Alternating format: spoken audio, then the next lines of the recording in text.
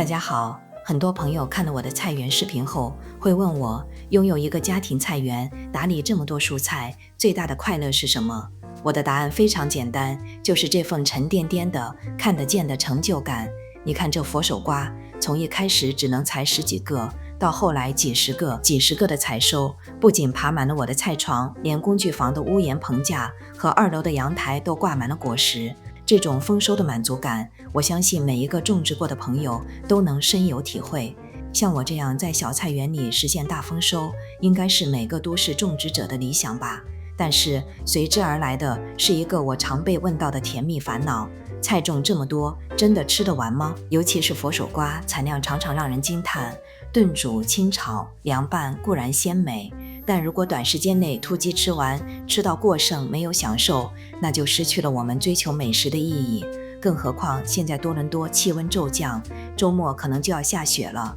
突如其来的寒潮意味着我们必须马上解决储存问题。所以今天我就要分享我的佛手瓜储存秘籍，让这份成就感能够延续一整个冬天。只要你掌握了这个极其简单的方法，真的，你种多少都不怕。我的方法就是自制佛手瓜干。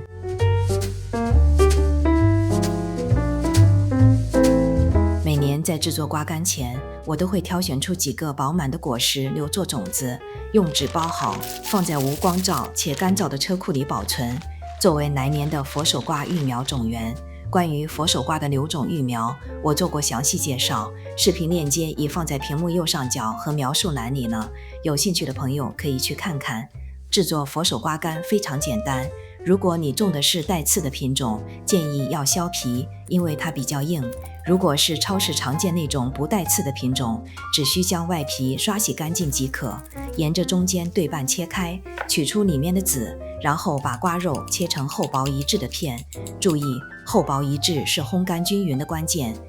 我不建议用盐来脱水。佛手瓜的甜度和营养，我们希望它保持纯粹的零添加。我用我的食物干燥机将这些瓜片平铺到网架上，用160华氏度，也就是70摄氏度的温度烘干，通常需要12小时左右，直到它完全干燥硬挺。如果你没有干燥机，你的烤箱可以用能启动的最低温来进行低温脱水。当然，你也可以用最简单的方法，直接拿到太阳下晒干。即使你没有菜园，如果你在超市看到佛手瓜在产量旺季、价钱特别合算的时候，你也可以多采购一些，用我的方法来储存，这样我们就能在冬季新鲜蔬菜价格较高时，拥有充足的干货储备，用这种独特的风干风味，轻松为餐桌增添新的美味。佛手瓜干制作完成后，直接用密实袋封装。如果你的脱水做得足够彻底，在干燥环境中常温保存2-3个月是完全没问题的。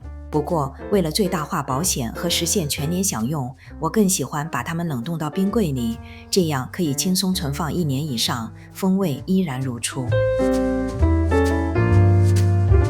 通过这个简单的方法，即使我的菜园全部拉秧闭园了，我也能在多伦多动不动就零下20-30度的冬天，都吃上来自我的菜园里的有机蔬菜。